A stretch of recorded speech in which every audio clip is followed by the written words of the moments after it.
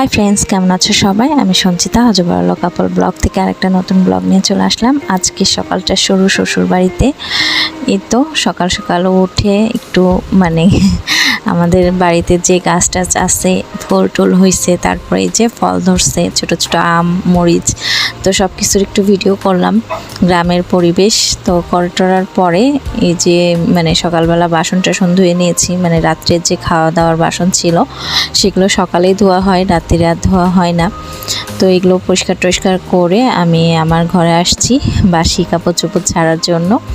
তো এই যে এটা আমার রুম, তো এই যে থাকি না তো ওইভাবে গোছানো হয় না। আর কালকে আসছি, আসার পরে আর এইদিকে আবার বাড়ির ওই যে রুম ভাঙা হয়েছে বাড়ি করার জন্য, তো সব কেমন উল্টাপাল্টা। আর আমার যে শোকেসটা সেটার কাজ অনেক দিন হলো ভেঙে গেছে, তো ঠিক করা হচ্ছে না, করব যখন বাসাটা হবে। তো ওই নতুন বাসায় একবারে সব ঠিকঠাক করে নিব। আর এদিকে কাপড় টাপড় চেঞ্জ করে চলে আসছি। দেখি আমার শাশুড়ি মা হচ্ছে আলুর পাঁপড় সিদ্ধ করে নিচ্ছে। এই পাঁপড়গুলো কালকে আমার ননদ দিদি হচ্ছে সব কেটে রেখেছিল। আজকে যে একটু হালকা ভাপ দিয়ে নিয়ে এটা হচ্ছে প্রসেস করে রোদে দেওয়া হবে। এইভাবে আলুর পাঁপড় করা হয়। তো এই ফাঁকে আমি চাও করে নিয়েছি 3 জনের জন্য। রায় নাই, রায় হচ্ছে পড়তে গেছে, তো এখন চাটা খাবো। আর এই যে কেমন লাগছে বলেন তো, গ্রামের পরিবেশে একদম এই তো আখা ধরাচ্ছি আমি। আসলে আখা ধরানোতে খুবই কাঁচা, এখনও ওইভাবে পারি না, অনেক সময় লাগে। তো তারপরেই তো ধরে গেছে। তো মাটির চুলা, তো এই যে দিদি এখানে সব রান্নাবাড়ির জোগাড় করছে, আমি রান্না উঠাই দিব। আজকে নিরামিষই রান্না হবে। তো একটু ঘরে আসলাম, আসার পর দেখি যে রায় এই সারাগুলোতে ড্রয়িং করছে।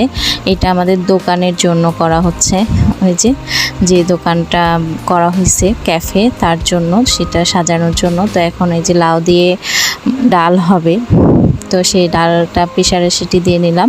আর লাউয়ের চোচা আলু ভাজা, নিরামিষই রান্নাবাড়ি। তো এই তো কয়েক রকমের ভাজাভুজি বেশি। তো এরপরে আলু করলা ভাজি করব আর শাক সরষা দিয়ে। তো এই তো রান্নাবাড়ি চলছে।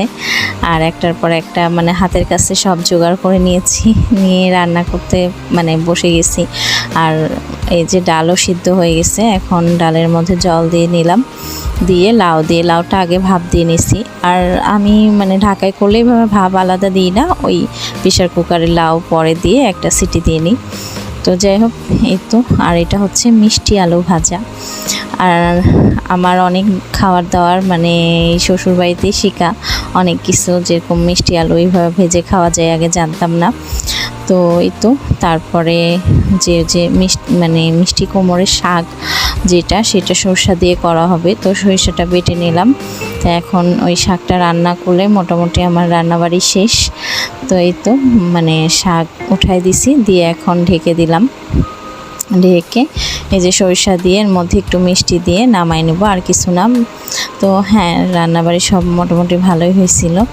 এই যে রান্নাবাড়ি কমপ্লিট, সব সেলফের মধ্যে রেখে দিলাম, তাহলে ওই যে ভালো থাকে। বিড়াল টিড়াল, আর গ্রামে তো বিড়াল কুকুরের অভাব নাই, এদিক ওই দিক দিয়ে ঢুকে পড়ে। তো এই যে মায়ের মন্দিরে পর্দা ঝুলায় রাখছে, কারণ বাহিরে কাজ হচ্ছে, তো নোংরা যাবে। আর এই যে জল দেওয়া হচ্ছে, এখনও বাড়ির কাজ শুরু হয়নি, কেবল প্রসেস চলছে। তো যাই হোক, তারপরে রাত্রিরে আর ভিডিও করা হয়নি। এখন সন্ধ্যার দিকে একটু চা খেয়ে নিচ্ছি,